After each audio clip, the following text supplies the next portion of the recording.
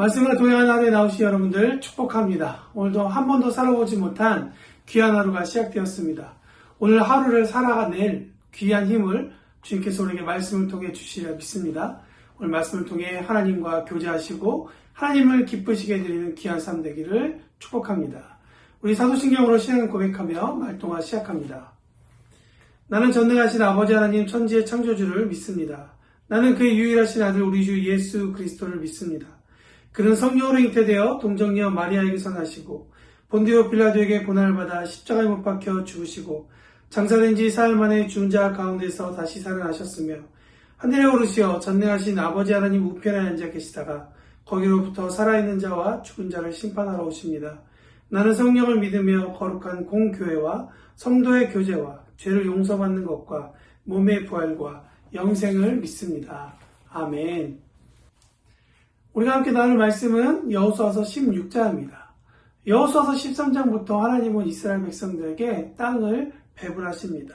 그 이유를 보니까 13장 1절에 여호수아가 나이가 많아 늙음에 여호와께서 그에게 이르시되 너는 나이가 많아 늙었고 얻을 땅이 매우 많이 남아있었기 때문이다 라고 이야기를 합니다. 모세 시대에서 여호수아 시대로 넘어왔던 시대가 이제 포스트 여호수아 시대로 넘어가는 그런 모습이죠. 문제는 무엇이냐면 아직 가나안 땅 정복이 끝나지 않았다는 것이고 이스라엘 백성이 정복해야 할, 그들이 살아야 할 그 땅이 아주 많이 남아있다는 것입니다. 이제 그러면 이스라엘 백성을 누가 인도할까요? 모세가 끝나고 난 다음에 여호수아가 이끌었죠. 이제 여호수아가 나이가 많아서 늙었을 때 이제 이스라엘을 이끌어갈 형태와 또 다른 리더는 누구였는가? 그런데 하나님께서 다음 리더십에 대해서 이렇게 결정하십니다. 이제는 여호수아와 같은 한 사람을 세운 대신에 각 지파별로 세워진 리더를 통해 하나님께서 일하시기로 결정하십니다. 이것은 무엇을 의미할까요?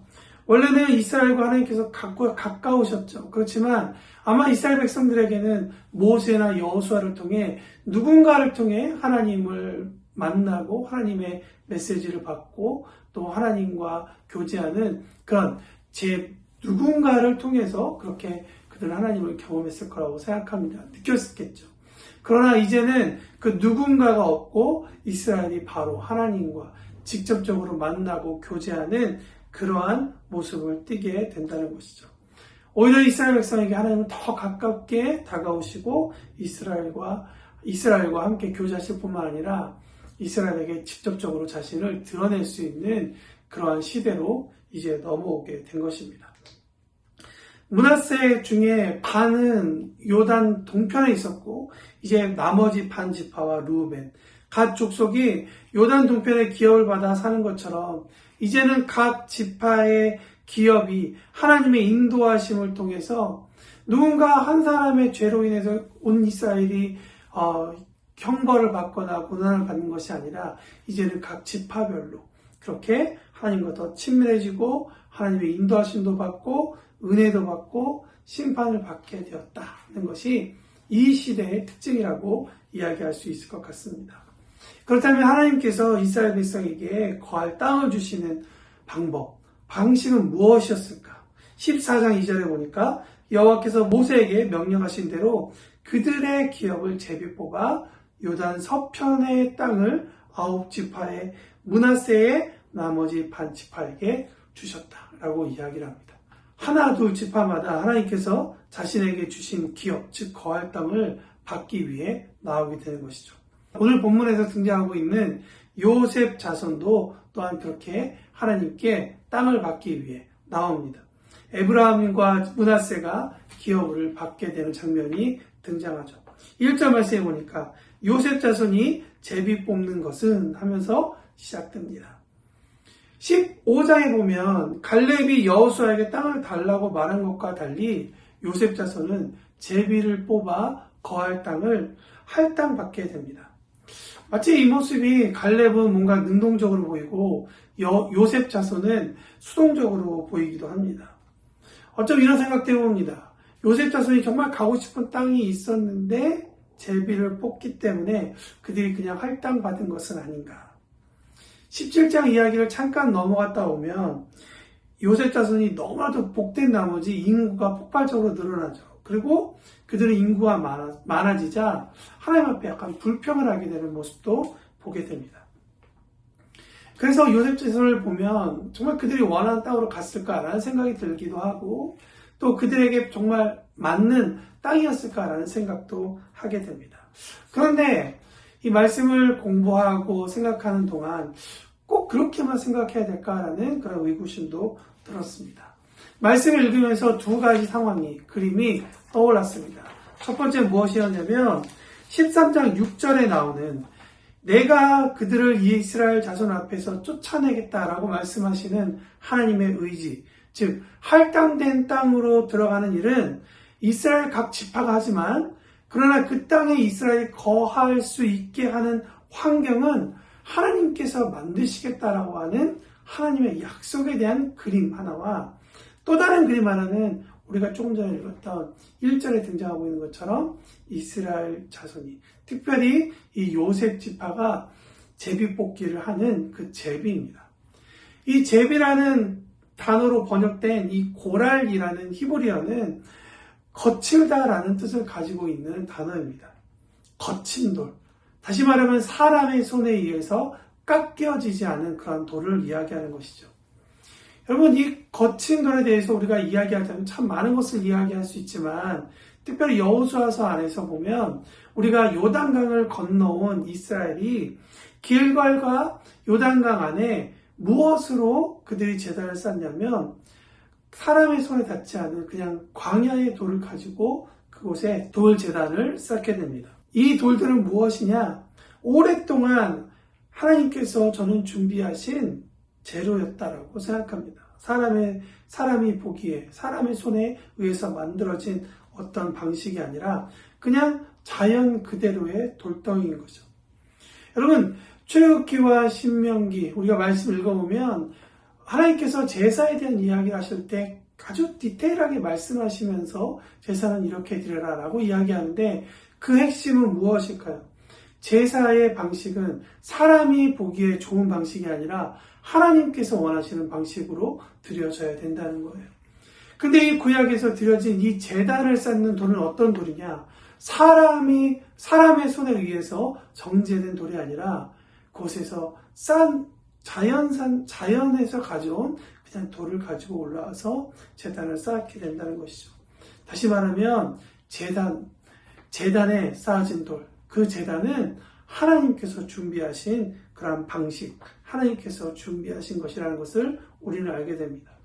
그렇다면 오늘 제비뽑기에 사용된 이 제비, 돌은 어떤 의미를 가지고 있을까요? 만져보면 아주 울퉁불퉁하고 거칠기도 하고 날카롭기도 하고 아주 매끈하기도 한 사람의 손에서 의해 만들어지지 않았기 때문에 오히려 이스라엘 백성들은 제비를 뽑을 때 어떤 결과든지 하나님께서 준비하심을 믿고 가겠다는 또 믿고 가라는 하늘에서부터 땅으로 내려지는 아주 수동적인 완전한 순종을 요구하시는 하나님의 메시지와 또 그 하나님의 메시지를 들고 좌에서 우로, 우에서 좌로, 앞에서 뒤로, 뒤에서 앞으로 나아가겠다는 이스라엘의 헌신의 모습, 결실의 모습을 드러내는 것이라고 저는 믿습니다. 제비 안에 땅을 위해서 일하시겠다는 그 하나님의 약속이 담겨 있다면 여러분 요셉 자손이 잡은 이 제비는 그들이 잡은 것이 아니라 오히려 하나님께서 그들에게 쥐어주신 그러한 하나님의 동행하겠다고 하는 하나님의 의지가 그곳에 있다는 것을 우리는 알아야 할 것입니다. 여기서 우리는 본문을 통해 두 가지를 알 수 있을 것 같습니다. 두 가지 결단이 필요합니다.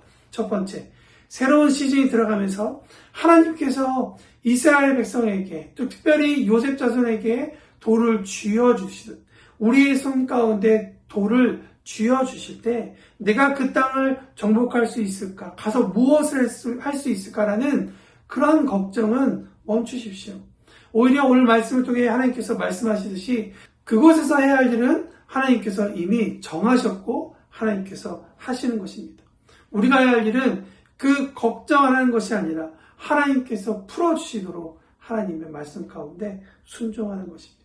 오히려 잠잠히 하나님 앞에 기도하고 엽죽는 자세가 필요하겠죠. 두 번째, 하나님의 뜻에 순종해서 하나님께서 쥐어주신 그 돌이 있다면, 그래서 시작됐다면 그것으로 끝까지 가기를 결정하시고 나아가는 저 여러분이 되기를 바랍니다. 에브라임 자손도 요셉의 자손이기 때문에 거액 땅을 얻었죠.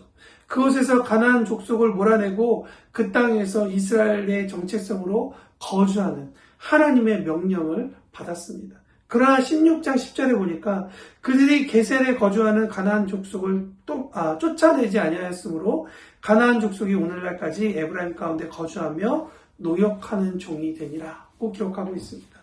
여러분, 게셀 거주민이 남았다고 얘기하는데요. 게셀이라는 이름을 찾아보니까 베어 넘어뜨리다라는 의미를 가지고 있습니다. 베어내다라는 의미를 가지고 있죠. 여러분, 게셀 족속이 그 가운데 남았다는 것은 이스라엘에게 그렇게 계속해서 날카롭게 상처를 주고 그들의 삶에 영적으로 위협적인 존재가 되었음을 성경 우리에게 암시하고 있습니다. 게셀 사람을 노역으로 또 종으로 삼는 편리함과 이성적인과 효과적인과 현실적인 그런 노동력을 얻었지만 하나님의 말씀을 저버렸다라는 것 또한 우리는 생각해 봐야 할 필요가 있다는 것 같습니다. 오늘날 우리는 여호수아나 가나안 정복 시대를 살고 있지 않죠. 그러나 하나님께서 우리에게 영적인 땅으로 나아가고 영적인 제비뽑기를 하고 하나님께서 우리에게 주신 메시지는 동일하다고 생각합니다. 하나님께서 보내주신 그곳에서 우리가 말씀으로 끝까지 순종하며 가고 있는지 생각해 볼 필요가 있다는 것이죠. 오늘 이 두 가지의 결단이 우리에게 이런 질문을 해준다고 생각합니다.